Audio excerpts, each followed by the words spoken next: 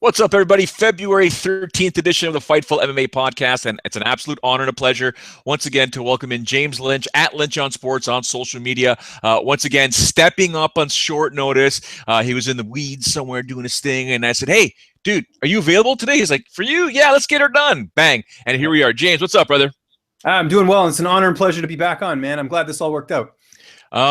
Saturday night was a bit of a debacle. Even UFC President Dana White was like, the worst thing that could have happened is if that referee, Todd Anderson, as we know, actually would have taken away a point in that main event. He should have took away two. But if he did take away a point and that fight would have ended up being a draw, that would have been a terrible thing for that UFC card. But we can go through some of the bouts. But before we go through some of the bouts, overall, what was your take on that event? Well, I got kind of lucky because I actually didn't watch all of this live. I watched a chunk of it live. I was away this weekend seeing family. I'll tell you a funny story about how I ended up watching this card. I had to get back to Toronto yesterday. You and I talked about this off air. I had to work last night in my day job. So I told, kind of my in-laws and stuff, I was like, I got an early flight tomorrow to Toronto. I'm not going to be able to, hang out and stuff like after dinner. What I did was I went back to the hotel room and, I had the fights on my phone and I watched them there. So that first world problems when it comes to watching fights, right? So I caught the main card and then ended up catching the undercard yesterday. But I kind of got to zoom through it, and I got some of the reviews, ahead of time of which fights to kind of, not worry too much about. But from what I saw, especially even the main card too, dragged on a bit. You can't really predict these things sometimes, when it comes to the cards. But disappointing, especially, being the first pay-per-view this year for the UFC. I think they would have liked, some of these fights to unfold a bit better. But sometimes you can't script things like, the Anderson fight where, the decision didn't go the way everyone wanted, or the main event. So sometimes these things are avoidable. Just bad luck overall for the card. For those that don't know, ideally, guys like James and myself, we want to watch the events live. Okay, we do want to watch the events live, but the problem is we have family commitments. Could be anything that could be going on where we can't watch the fight immediately live. Now, I do a post-event podcast 9 times out of 10 for UFC events, so I sort of have to watch the fights live and or get the updates or know what's going on, especially if I'm working with Sean Ross Sapp, who's just religiously glued to his TV, whether it's Fight Pass or whatever, or his computer, Fight Pass, whatever it is. So I do have to watch them, but I can tell you this: there is nothing worse. Well, again, we're going to talk about first world problems. Let's say nothing worse than this first world problem for yours truly, than to know I am 8 fights behind when I finally get to my television, when I finally get to Fight Pass, to know I've got to catch up on 8 fights and to look at the results and know that they're all decisions. They all went the distance. Does that drive you nuts as well? Yeah, oh, totally. I mean, you want to see it finish because then that way, you can kind of look forward to it. You can expect it and everything, but it's a tough sell, Joe, isn't it? Like when you're not watching it live in certain fights and it goes a decision, unless, it's like a fight of the year, like a Cub Swanson, Dooho Choi type thing. But those don't have, when you see decision, it's like, it's a tough sell when it's not live, especially. Yeah, listen, I love the sport, and has my love for the sport of mixed martial arts sort of waned a bit, or maybe it's not as new for me. I mean, I've been doing it for 22 years. I've been watching it since day one. It's no different than hockey, basketball, football, baseball. Like you used to love it when you're in your teens and in your early 20s, but as life goes on, there's other things that sort of get your attention, and you're not that passionate about it. I am, but not as much. But my goodness, when I start seeing decision, third round, 4 minutes in, finish, and I'm like, oh my goodness, it doesn't grab you as much as it doesn't grab me as much as it used to. But like you said, you get a Cub Swanson Dooho Choi fight, and when you read something, if I get a message or if I see it online saying fight of the year, then I'll sit back and watch it. But there's nothing worse than having to watch MMA in double speed sort of thing, because nothing happened in this fight. But it is what it is. We go up and down this card here. I mean, there's been some interesting results, some interesting chatter afterwards.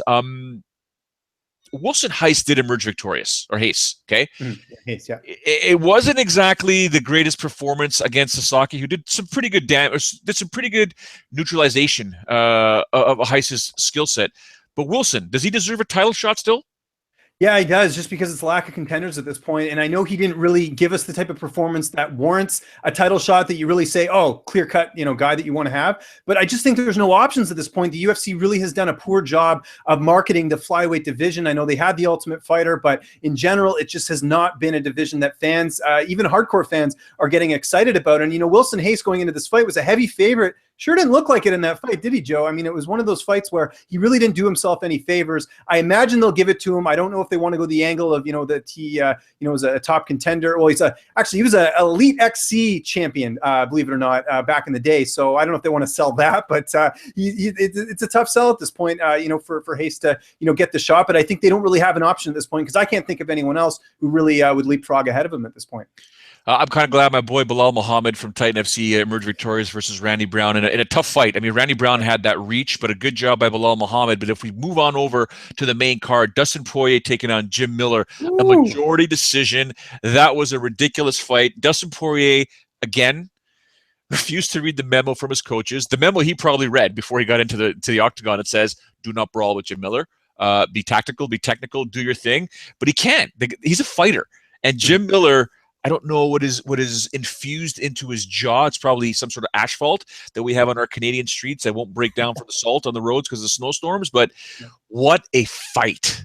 Oh my God. I thought Poirier was done. I really did. When Miller started teeing off on that leg, I can't think of a fighter who has been able to stand on one leg and still compete. It almost reminded me a little bit of Jamie Varner when you could see his foot, clearly broken in that matchup. But this Poirier was able to get the takedown, and you just start saying, oh my God, he's going to survive and win this. Incredible. And, I don't think a lot of fighters would have been able to continue the way Dustin Poirier did in that third round. And he certainly needed it because, coming off the loss to Michael Johnson, this was a big win for Dustin Poirier, and I think really showed a lot of people in that division that this guy has got some heart and he can get through those wars no matter who it is. There was one scorecard that was a 28-28, and we all know that in the state of New York, they've adopted the new mixed martial arts rules, and we start seeing some of the judging be a bit more liberal. Some 10-8 rounds were flying around, and one of them, of course, was in the actual Glover Teixeira bout against Jared Cannonier. Yeah. I like the 10-8. The 10-8 should have been going, not flying around, but should have been used far more before these new rules came in, because the definition, even before the changes happened, defined what a 10-8 should have been. Before we get to the Glover fight, are you happy with what was going down? We're not going to talk about reffing just yet, but in terms of the judging, are you happy with how the judges were scoring the fights in Brooklyn? There was still a couple of iffy ones. You look at the Anderson Silva fight. I don't know how any judge could give it 3 rounds to Silva in that matchup. I didn't really agree with that too much. I mean, there's still some work to do. I guess it's getting a little bit better. But again, you see these cards where you have these questionable scorecards. I think there is a lot of work to do as far as, here's my thing, Joe. You could get the most qualified people to go and become judges, whether they're ex-fighters or there's anything else. But the fact is, you see this general consensus on social media. Not every fan's an expert, but I think most fans have an idea of how to score a fight. I think most were pretty upset at some of the scorecards that we saw. And to me, that says there's still some more work to do. Of course. I mean, certification is something that I firmly believe in, only because it's no different than any other job. You look at what you and I do and did for a living. Pick any job. You can't just go in there and do a great job if you haven't been trained, if you don't know what's going on. And there's a lot of complications, not complications, but I guess nuances in mixed martial arts that you don't get from the boxing world or just in general. Like, I mean, if they came to you and I, James, and they said, okay, Joe, you're an Oakland Raiders fan. James, you're a Seattle Seahawks fan. I need you guys to ref the game on Sunday when these two teams play. Been watching football my whole life. Doesn't mean I can ref a game. Yeah. No, I know what you mean. And then there's the issue too with, getting fighters in there is there's connection to gyms, right? So you might have a fighter who represents a certain gym, and if his fighter's fighting on the card, or there might be some sort of bias there. It really is difficult to come up with good judging in this sport. And again, like you were saying with the certification, I think that's the way to go as far as having a standard that people can use as being good judges. But the whole thing's very complicated. It's not such a simple answer. Absolutely. Glover Teixeira returns after getting brutally knocked out by Anthony Rumble Johnson. He does emerge victorious against Jared Cannonier, but afterwards he flat out said, you know what, I got to step up my game if I got to compete with these 5 light heavyweights.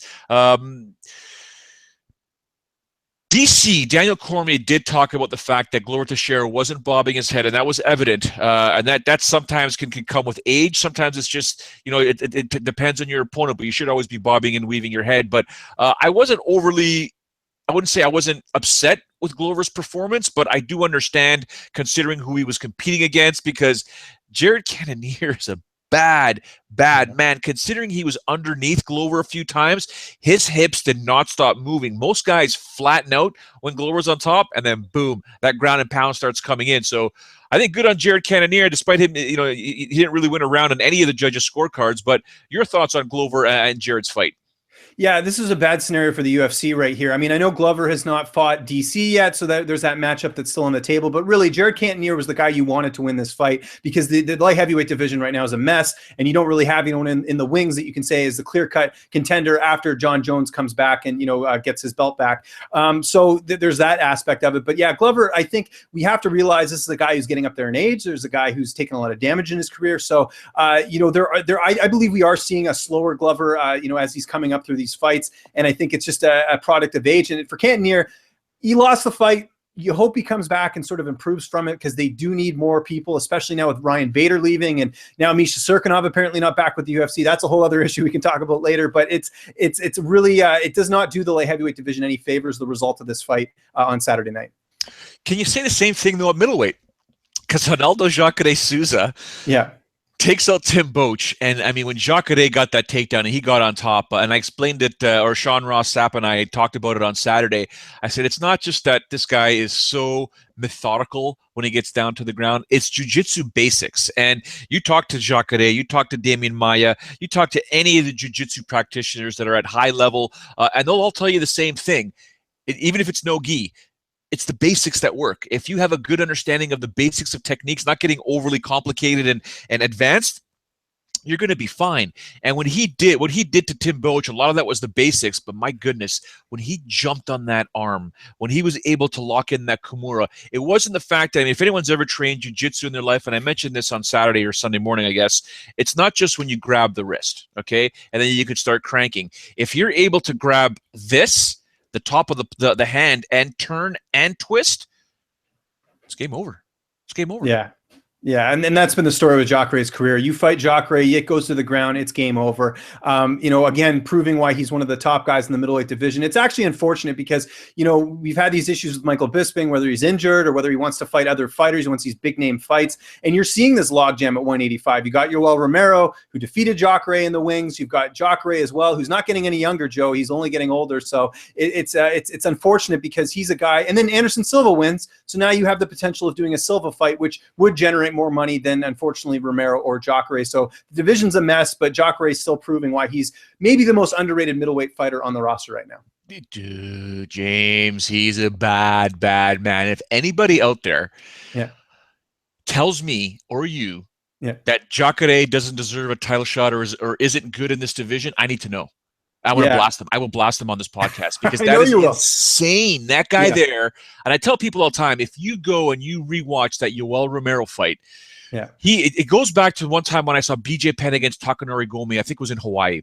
Yeah, Rumble on the Rock. Yeah. When I saw BJ in that fight, that's when I realized, holy smokes, this guy's a fighter. This is a real fighter. Take away all the skills, take away boxing, jiu-jitsu, and blah, blah. This guy's heart. This guy's a monster. Jacare in that fight versus Yoel Romero, despite losing that fight, just showed to me, man, this guy just, you need to, if you don't hit it with the kitchen sink, you're not going to finish him. You're not going to hurt him. This guy's a real fighter. He's a very, very dangerous fighter in this division. I like the fact that you mentioned potentially this fight with Anderson Silva if he doesn't get, because Jacare flat out said, James, I'm not waiting for this title shot. I'm not bored. I'm not here to wait. I got to fight. Yeah, I don't know what they're going to do, to be honest. I would like this.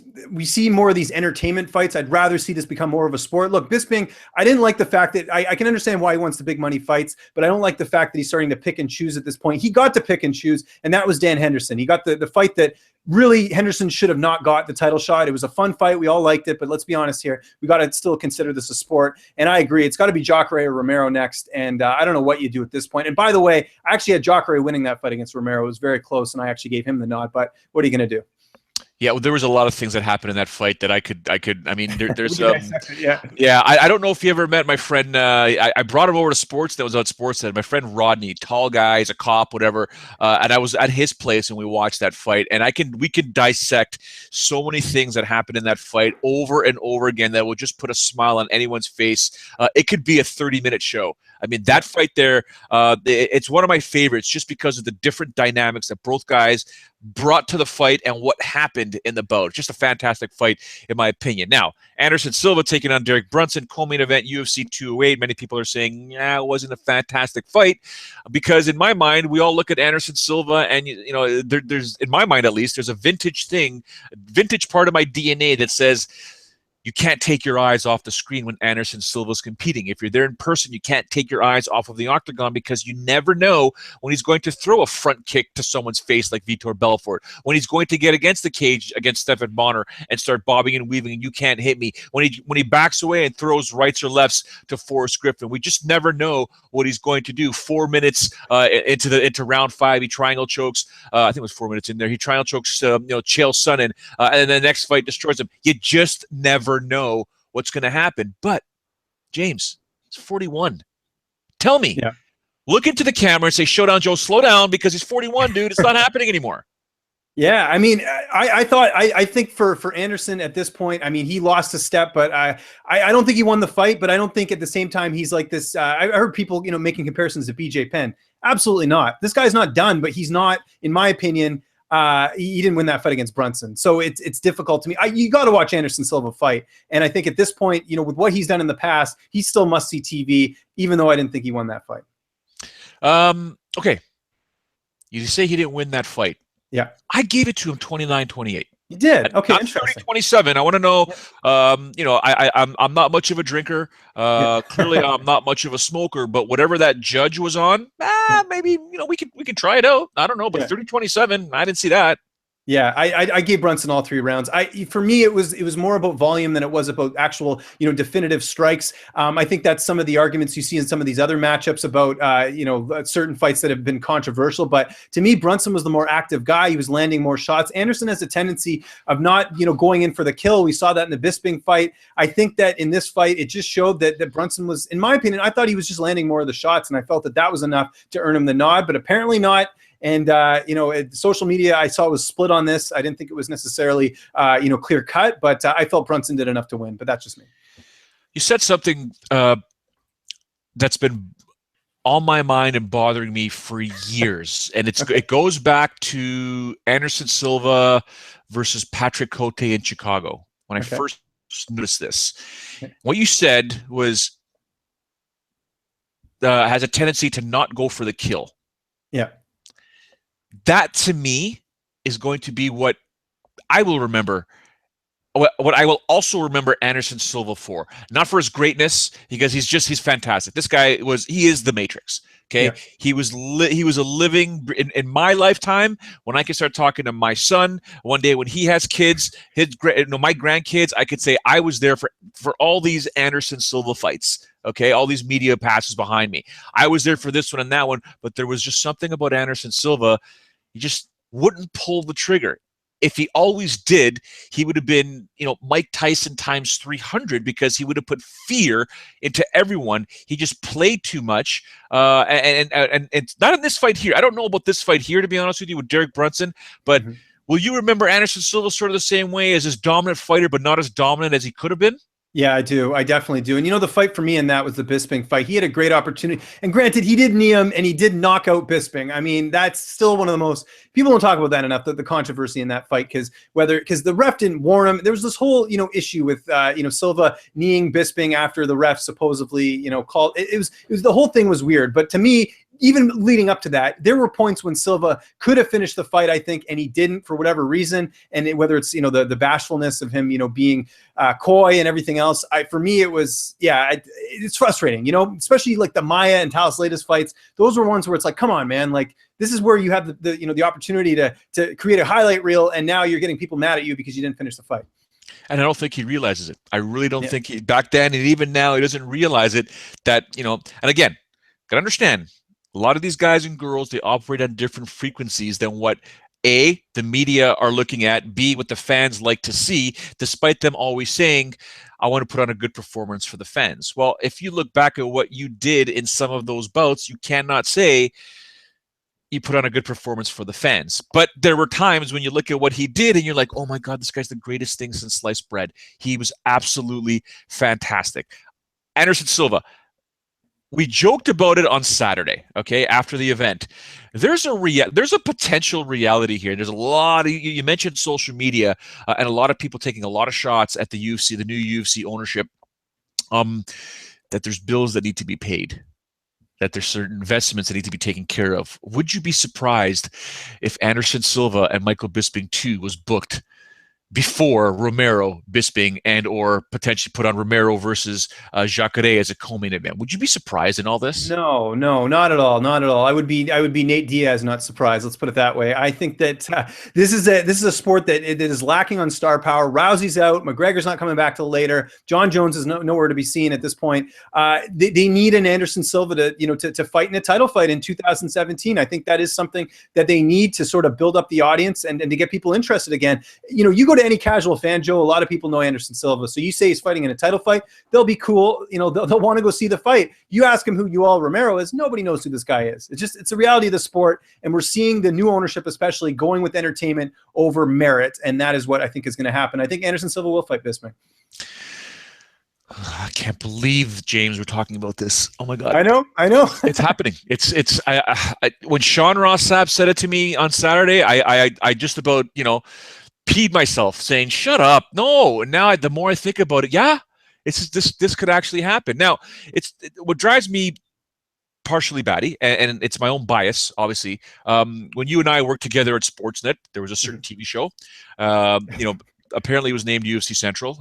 We used to promote fighters, and I would walk down the row and I would see you, or if you were upstairs, hey, what do you think of this, or what's going on, and blah, blah. That's when we first sort of met. But there was something in Canada that was promoting the fights. We were promoting the fighters. I would go out, I'd be able to interview Yoel Romero as an example. I'd be able to interview anyone and everyone and start promoting them and getting people to understand who they are. There's no option for that in Canada right now. No. There's barely, some options on mainstream television in the States right now, despite UFC on Fox. And then there's so many fighters on the UFC roster, which, we all know they cut 30 of them, or there's a report that they cut 30 of them. There's a lot, in my opinion, that they're finally doing, but now it's coming across as negative. The fact that people don't know who Yoel Romero is bad, considering he's the guy that should be fighting for the title next. That's bad. The fact that in the main event at UFC 208, Germaine de Randamie, nobody knows or knew who she was. They knew who Holly Holm was because she was out there doing the circuit. There's just too many fighters on the roster, in my opinion, and not enough mainstream promotion of these fighters. Am I wrong in this? No, it's the UFC not being able to build up these stars, and they've relied too heavily on the star power that they've had in the past, like your Ronda Rouseys, like your McGregor.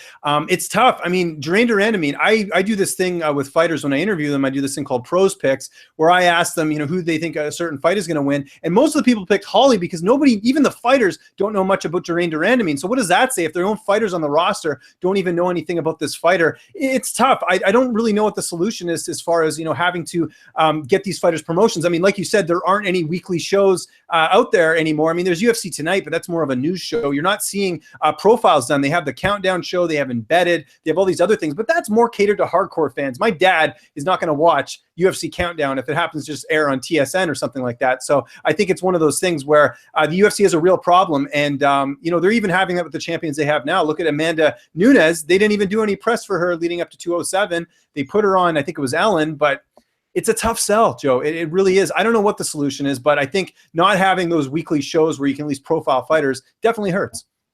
I don't want to give away the quote unquote cookie cutter program or lineup that we had for my TV show because as any Canadians know, it was successful. And I would never share that. You could probably people could try and go back and look at them. Good luck trying to find it. But they can go back and wonder why I was successful. We had a specific, and we called it the scientific approach. And I sat down when I first pitched it to Sportsnet and I said, this is what I would recommend, and here's why. And they loved it, and we ran with it, and it was fantastic. And that was a time when you could go up and down the UFC roster and people, mainstream, would know a lot about a lot of fighters. Canadian fighters, they knew every single Canadian fighter, what city they were from, what they did before they got into MMA. That doesn't happen right now. We're going to get to a Canadian card momentarily because that's what's happening this Saturday or Sunday, in Halifax. But the main event, 208. Germaine de Randamie becomes victorious, has her hand raised versus Holly Holm in a very controversial fight. One point should have been taken away. 2 points should have been taken away. It would have made a huge difference because Holly Holm lost this fight by 1 point on 3 judges' scorecards. You take away 1 point, it's a draw. You take away 2 points, Holly Holm is the first woman champion ever to have a title in 2 different divisions. Overall, like you said, this fight wasn't exciting, but your take in general. Worst case scenario for the UFC. Germaine de Randamie wins the title. Nobody knows who she is. There's people don't even like her because of this whole controversy, hitting Holly Holm after the bell. And so now you have, a situation where you have this champion that people don't know, really don't like because of what's happened. It's this whole scenario. And then on top of that, Joe, you got Chris Cyborg who's supposed to fight her next. And she's, who knows what's happening with this whole USADA thing. So this whole thing is just a complete disaster. And how about Holly Holm? 3 in a row now she's lost. Any momentum she had about beating Ronda Rousey is, I would say, almost gone at this point. What do you even do with her at this point? And now, you have this sort of a horrible way to end the card as well with this controversy on a card that already had so many fights going to a decision. This was worst case scenario. And, you saw Dana White after the card. He couldn't wait to get out of there. It was just a bad card overall. Sour way to end the card for an already kind of boring card. Yeah. So it's weird because Holly deserves the rematch, in my opinion. Yeah. GDR says she wants to rematch Holly Holm. We all know Cyborg. This is Cyborg's division, but it's a division that has barely any depth. They've got to bring in, parties that aren't exactly on the level of the 3 or 4 girls that can compete in this division, or are locked into Bellator and or World Series of Fighting, or girls that have to come up from 135 pounds, which isn't too bad. Okay, it's not the worst thing if provided you are a larger framed fighter for 135 pounds, maybe 145 should be your division. So I guess in time we may see some depth here, but it's a mess. It's a mess because, like you said, we don't know what's happening with Cyborg. Holly Holm's camp basically said, we're not sure if we want to rematch de Randamie. Well, yes, you do. Okay, yes, you do. It was a weird sort of strategy, in my opinion, what they prefer. Holly Holm going for those takedowns, especially the ones that were very, very telegraphed. Okay, I'm sure that's something that, despite Izzy Martinez basically telling her what to do when they were up against the cage, and in terms of clinch, I think what needs to be done is she needs to set up her takedowns accordingly with her strikes. But like you said, GDR did not make any fans. No, did not make any fans. You're the champion, and it's so there's a fine line. Now, again, she just beat an American. Yeah, she beat an American in New York. You're from Holland, the Iron Lady and stuff like that. So I understand that, but and then she talks about hand surgery. She may be out. Like, talk about a division that's going to be a disaster. I mean, when are we going to see this title defended? I have no idea. I didn't even mention that about the surgery. You're right. I forgot about that. That is another thing that's also a disaster. I don't know what you do at this point. I think they're going to have to put it on hold. The only kind of saving grace in this thing, and again, I'm kind of shooting for the stars here, but they do have a very, top prospect in Megan Anderson, who's the Invicta FC featherweight champion. She is very marketable, Australian girl, attractive, very good record, very good fight style. I mean, she's knocking girls out left, right, and center. There's some potential there, but again, nobody knows who she is outside the hardcore. So I don't know what they're going to do with this division. And you mentioned, having people move up from 35. I don't think the options are there. You could have done Miesha Tate, but she's retired. Miesha Tate has some name value, but she's not fighting anymore. So I don't know what they're going to do. This whole thing is it's a disaster. Probably the most confusing division right now in the UFC. I do find it weird that Miesha wouldn't want to come back. No. Let me rephrase that. Not that I think it's weird, but 2 years ago, if she did this, she'd be back. I understand why she's not doing it now, obviously with the damage that she's incurred, but it is what it is. Before we get to this UFC Halifax card, Joanna Jacek, Jessica Andrade, UFC 211. I like it. This is going to be a good fight. Yeah, this might be the most violent Joanna and Jacek fight that we've seen yet. Andrade is just destroying girls left, right, and center. I mean, Angela Hill hung in there, but let's be honest here, Andrade dominated that fight. I'm really excited for this matchup. It seems like Andrade, ever since she's dropped down to strawweight, has been a completely different fighter. We've seen her fearless. We've seen her go in there and go for the kill. And Jacek, coming off a big win over Karolina Kowalkiewicz at UFC 205, I think there's some potential here for fight of the year. Honestly, this is a really good women's fight, and I can't wait for it. Oh my God, James Lynch just said potential fight of the year with these two ladies, and he also said this could be the most violent Joanna Jacek fight to date. And I mean, you want to talk about Jessica Pene's fight with Joanna? She's put on some violence, but yeah, this fight is going to be absolutely ridiculous. UFC 212, Jose Aldo Jr. taking on Max Holloway, but it's in Rio. I don't know if I like that if I'm Max Holloway, but I don't think he really cares, to be honest with you. No, Max Holloway will fight anywhere, anytime. He's a guy that he's got that Hawaii attitude. Fight anyone at any point. So I bet he thrives off this, if anything. And I think he's a guy that you can't really dislike. He's so friendly. I mean, we were UFC 206. He was like an honorary Canadian for the night. He's a guy that just has no problem winning fans over. And I can't wait for the matchup. Good on Holloway for accepting it and going into enemy territory. But he's got his work cut out for him in Jose Aldo. All right. Halifax. Are you going to the card in Halifax? I am not. It's a bit of a hike. I will be going to UFC 210, and I believe you are as well. So we'll link up on that. But no Halifax for me. Too tough to get out there. As Canadians, are we allowed across the border? Yeah, I was born here, so I think it should be okay. We'll see, but you never know. As far as I know, I think everything. I got a Nexus card, so that should help out. So do I. And ladies and gentlemen, I say that facetiously, and I say that as a joke because I am a traveler. I travel to the States. I was gonna say you'll get emails. Yeah. Yeah. So I'm kidding around. But I did read some articles, by the way, regarding Canadians traveling to the States, and there could be some changes with the Nexus card. And for those who know what the Nexus card is, it's global entry where you go through a pretty big interview process, and you're considered a trusted traveler. Basically, you travel a lot across the American border and the Canadian border, but you go through a police screen check, you go through everything, so you're considered a trusted traveler. I've had the Nexus card obviously for about 5 or 6 years. James has it, but it doesn't matter right now. Obviously, with the new Trump regime, they are making some changes. Listen, I got no problem. I've been questioned before. If you look at my birth name and my last name and you Google it, you may find some interesting characters by the same name of Italian descent that had me sitting in questions and some interrogation. One day I'll write a book about that, but that was actually funny. Anyways, Halifax, we don't have to go through any sort of travel issues if we go to Halifax. And yes, Buffalo, UFC 210, I will likely be there as well. We can go up and down this card. Sure. I like some of the stuff here. Amin Zahabi. Zahabi's on the card. Here he is. We were waiting for this for quite some time. He's taking on Reginaldo Vieira. Your thoughts on this fight here? Great fight. I think Zahabi's got his work cut out for him. The one thing I look at here is Zahabi does not have the experience factor heading into this one like his opponent does. You've got Zahabi comes from the famed TriStar gym. It's tough, Joe, because here's the thing. We know that Zahabi comes from a great camp, that he's extremely talented. He's got the undefeated record, but he hasn't really been tested, and that does worry me a little bit going into his debut here. I can't see the UFC giving him someone that they don't feel like would be a competitive matchup, but I do have my concerns. But there's some huge potential here for Zahabi because, of course, bantamweight is a division that could use some more contenders. Canada needs some more contenders as far as up and coming talent. I'm excited for this one though. Zahabi, I know I interviewed him before the matchup here, and he's excited. He's been chomping at the bit to get fights. A lot of guys don't want to fight him, and now he finally is getting this opportunity here. But like I said, fighting a guy in 13-4 of Vieira, it's going to be a difficult fight for him. But I do see Zahabi coming out on top on this one. Again, you got to look at the camp he's coming from, the guys who are helping him get ready, and I think this is going to be a good performance from him in his UFC debut. Listed as Alessandro Ricci. I know him as Alex Ricci. Yeah, I do too. Yeah. Well, we've known him for a while. And by the way, Alex, if you're watching this, veal sandwich, bro. You said after every fight we would go for veal sandwiches, and that was 5 fights ago.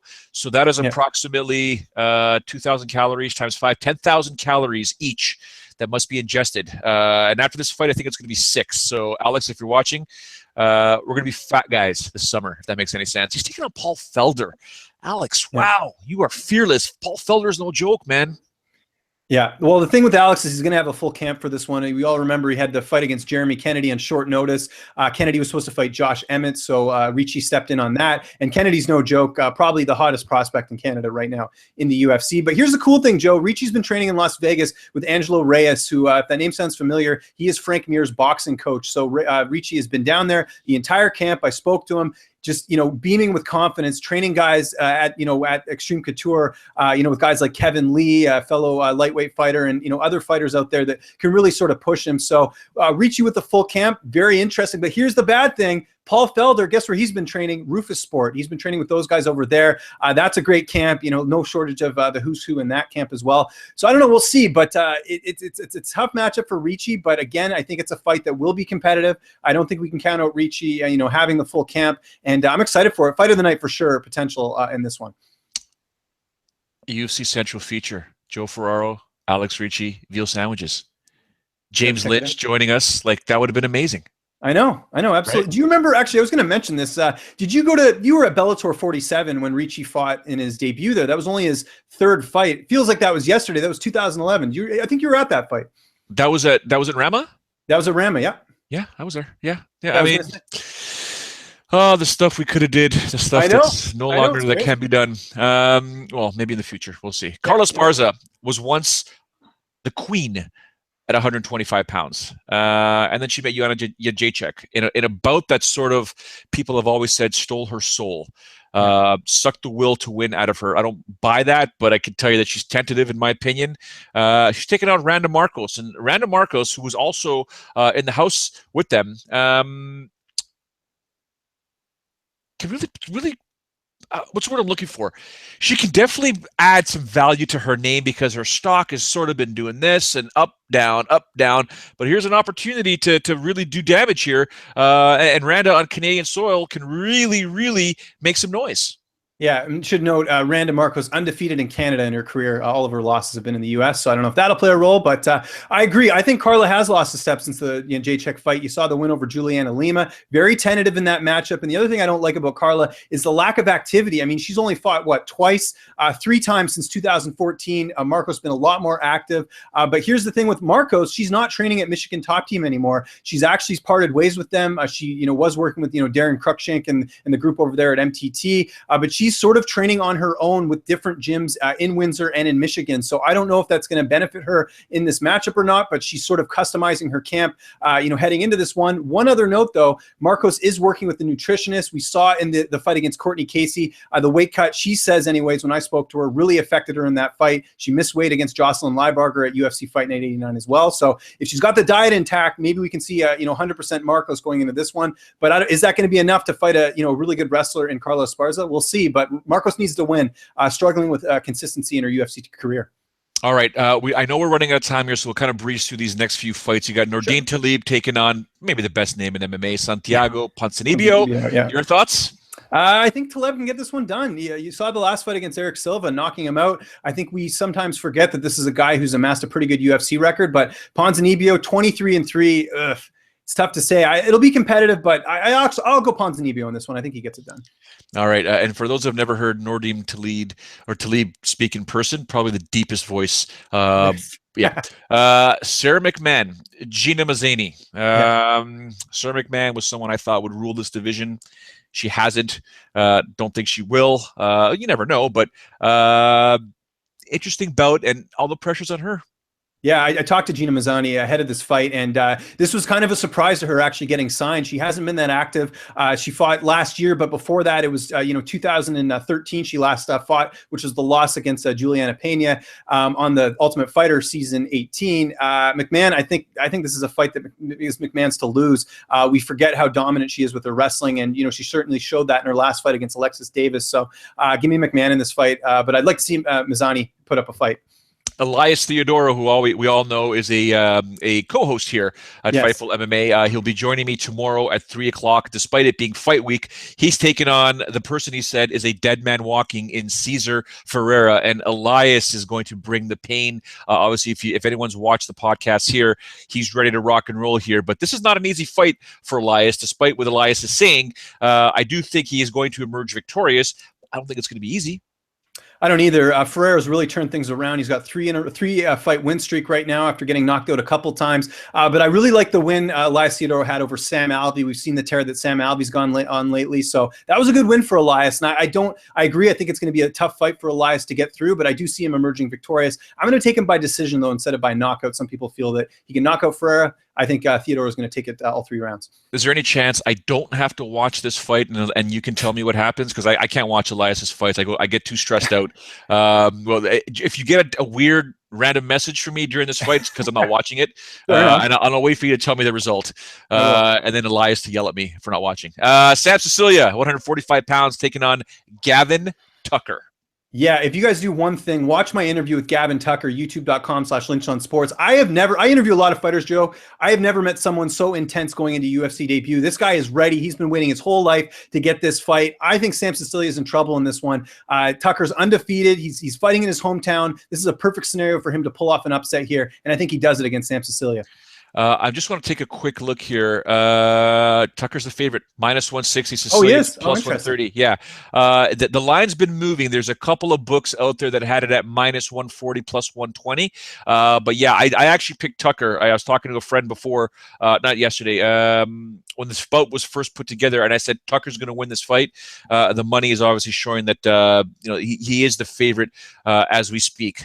We move on to the co-main event. Johnny Hendricks at 185 pounds, taking on Hector Lombard, who has competed at 185, who also competed at 170. This is the division both these guys should be at. It could make for an interesting fight, or it could make for a very boring fight. What do you think? I think we're going to see the latter. Both fighters have lost a step. I'm not going to say because of USADA, but it certainly hasn't looked, either fighter has looked the same since USADA has come in here. The thing is, some people might say that, Hendricks moving up is going to be at a disadvantage because Lombard has fought a lot at 185, but the reality is they're both short fighters. So I don't think it's going to be anything of a size difference between either fighter. But I'll probably go Hendricks in this one just because I think he's got a little bit more gas left in the tank. I think Lombard's taken a beating in his last couple fights, and it hasn't been pretty. So give me Johnny Hendricks by decision.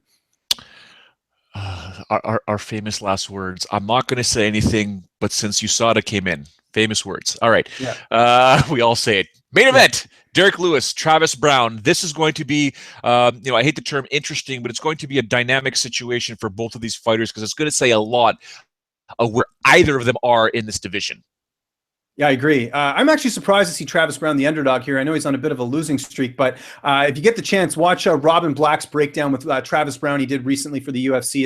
It's really great and kind of shows some of the ways that Brown can win this fight. Lewis, I haven't really been that impressed with him. I know he's got the winning streak. He's coming off the controversial win over Nelson, and then he got the win at UFC Albany. But I think there's a good chance that Travis Brown could win this. And at plus money, plus 105 right now, I think he's worth a stab. I think this fight could go either way. Brown's got the experience. Lewis has got the winning streak coming in here. So give me Travis Brown with the upset.